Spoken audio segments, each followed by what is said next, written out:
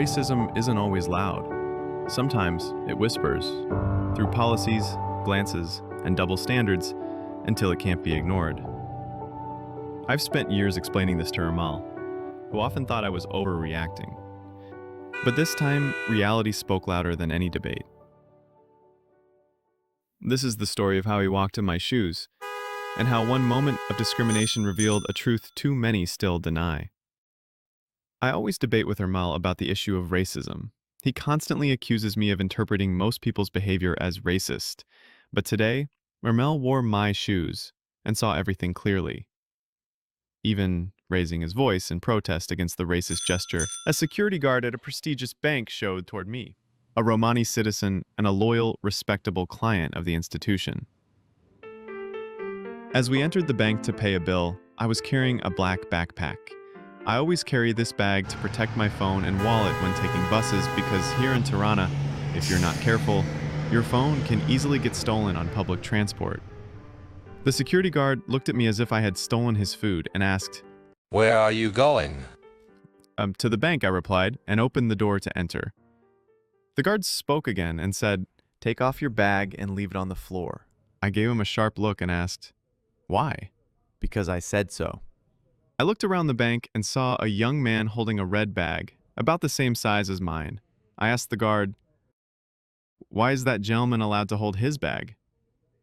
The guard, who clearly wanted to say, "because he's not black," replied, "Because he doesn't have a black bag." "But clients should all be treated equally," I replied, and joined the line as the guard tried to pull the bag off my shoulder, insisting I put the black bag on the floor. The worst part was that I was supposed to place the black bag next to the trash can behind the entrance. "Take your hands off me," I shouted, while Ramal, shocked, was observing the guard's every move, an experience he later used to explain what it felt like to walk in my shoes. "Take your hands off me and call the police to remove me from the bank," I told the security guard. Still, I stayed in line to pay the bill. Another bank employee, also showing signs of racism, approached and showed me the supposed bank rule that the black bag had to be placed near the trash can. I didn't hesitate, and since my nerves had reached a boiling point, I asked where the manager's office was. The bank employee, not the guard, who had fled the building, perhaps afraid I would accuse him of racism, told me, "I'm the bank manager." even though the badge on his neck didn't say anything about being a manager. After paying the bill, 3 shocked but professional staff members from the bank directed me to the actual manager's office.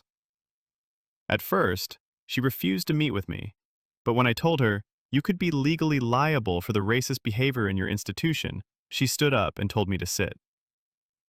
Still shaking with anger, I shared what happened.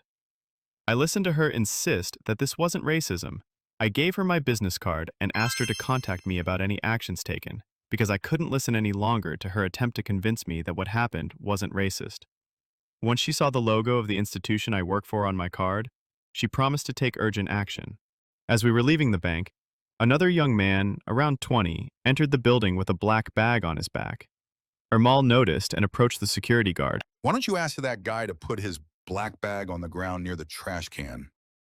The guard's answer shocked Ramal, who perhaps found my shoes a little too tight. "Because he's a regular client, and we know him." "Well, he could have a bomb inside." Ramal replied, and walked off, ignoring the security guard, who, according to records, came from Albania's most prestigious private security company. Not even 2 hours later, my new phone rang. Seeing a number starting with 20, I thought it might be the U.S. Embassy calling for an interview and answered immediately. But no, it was the manager of the prestigious bank. Among other things, she confirmed the action taken. "We've fired the gentleman who harassed you, and we apologize for the situation." As stubborn as I am, I didn't believe it could actually happen.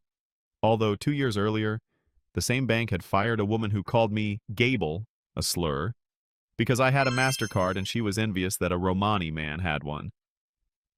15 minutes later, a staff member from the bank's complaints office called and apologized on behalf of the institution. He confirmed the action taken, termination of the employee involved, and agreed to send me the official decision. I gave him the email of the organization I work for, and in record time, I received the confirmation email. Justice doesn't erase the sting of humiliation. but it does show that change is possible when we speak up and demand accountability. I didn't win just for myself. I stood for every Romani person who's been quietly mistreated and expected to accept it. And Ermal? He never questioned my perspective again.